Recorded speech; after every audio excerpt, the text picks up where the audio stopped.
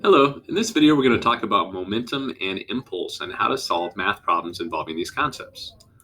First of all, the content and language objectives. The content objective is I can calculate momentum and impulse.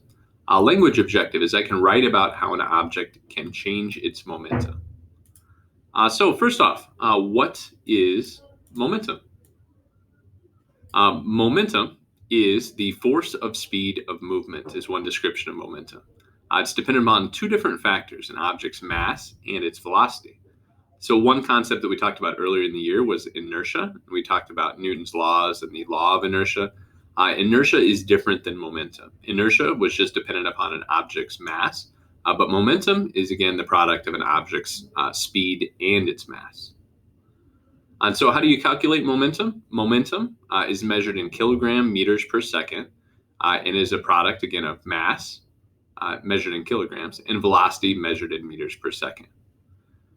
An example problem would be if a ball has a momentum of 24 kilogram meters per second and has a mass of 8 kilograms, what is its velocity?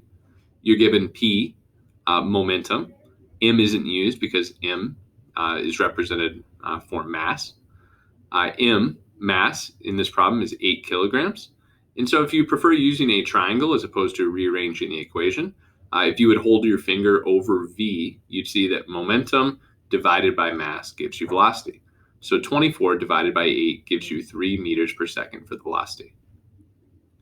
Impulse is a change in momentum.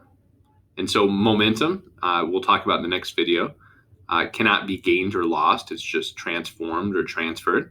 And so impulse is a change in momentum caused by forces.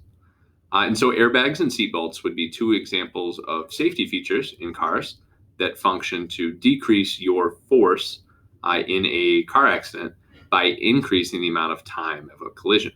Because again, changes in momentum are caused by forces acting over time.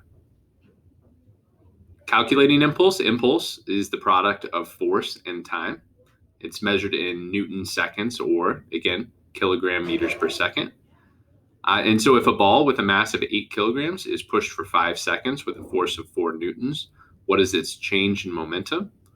You're given the force of 4 newtons. You're given time of 5 seconds.